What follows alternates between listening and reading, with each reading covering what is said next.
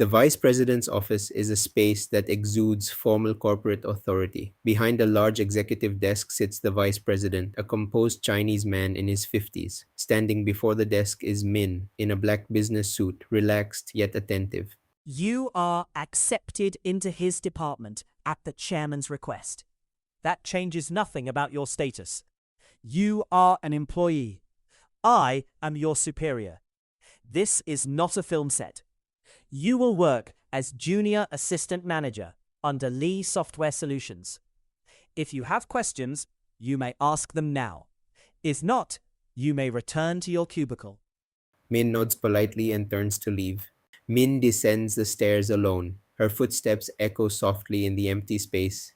She is not rushing. Her pace is composed and measured, but her face tells a different story. Her expression is focused and calculating. She is mapping who are supporting whom in her mind based on today's experience. At the bottom of the flight, she reaches the 10th floor door. She pauses for a brief moment, then her public composure returns. She straightens slightly and opens the door. Min enters from the corridor door without announcing her return. The office remains in its usual rhythm and no one looks up. She walks to her cubicle, sits down, and turns on her computer easily, like someone who has worked here for years. In the adjacent cubicle, Varma is fully absorbed in his work, immersed in the spreadsheet on his screen. He didn't notice her leave, nor does he notice her return. His focus is total. Min logs into her employee portal and starts reviewing her tasks. After barely a moment, she glances sideways at Varma, who is still focused on his screen, completely absorbed. Her gaze lingers for half a second before she turns back to her monitor. Two people at adjacent desks working quietly. The ordinary rhythm of the afternoon continues around them. A private executive office on the 18th floor of a Hong Kong tower, different in character, radiates private, absolute power. A throne-like chair dominates the room, dark and dramatic, with pools of light casting deep shadows. In the chair sits a sharp-featured Chinese man in a perfectly tailored black suit, exuding authority without effort. In his hand, he holds a photograph of a beautiful woman named Min, studying her eyes with a trace of recognition. Across the desk stands his assistant, Le Feng, posture impeccable and face neutral, reporting quietly. Continue observing her and review her background again. Verify whether it matches the report Father received years ago. I have a feeling they are missing something important. Meanwhile, in 10th floor.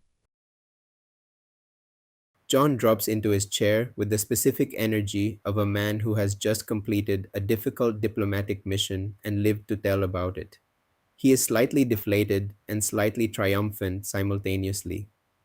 Varma glances at him with the mild expression of someone who expected him to take this long. Does my sister Su Tiang have no work to do? Or did you manage to stop her from doing it as usual? Are you able to appease her again? I only spent so long because of what you did. But I have succeeded. John looks justifiably proud of his success. Varma then turns his computer monitor slightly toward John. I have finished approximately 80% of your pending work. The remaining 20% you can handle yourself over the next 4 to 5 days before our supervisor returns next week. Varma stands, picks up his phone and wallet. Shut down your computer and pack your bag. I will not be doing any more of your work today.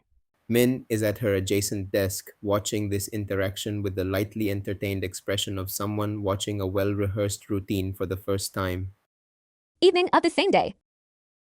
Energy is warm and easy. John spots an opportunity as everyone is packing up. Miss Min, are you searching for a new apartment?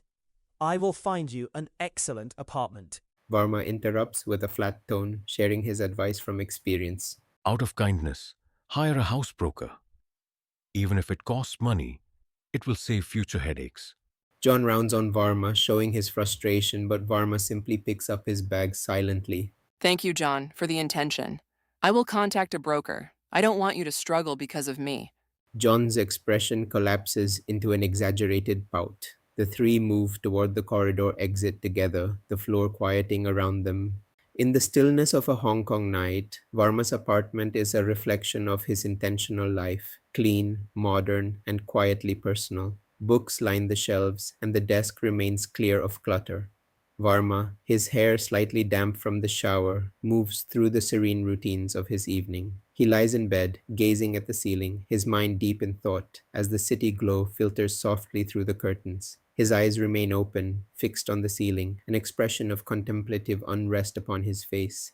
His breathing steady, the room enveloped in stillness. Slowly his eyes begin to close, a surrender to the body's demand for rest. The room darkens as sleep finally overcomes conscious resistance. And as sleep arrives, Varma walks again into the world of his dreams, his mind drawn back to eyes that he cannot forget, the ambient city glow streaming through the curtains, enveloped in silence.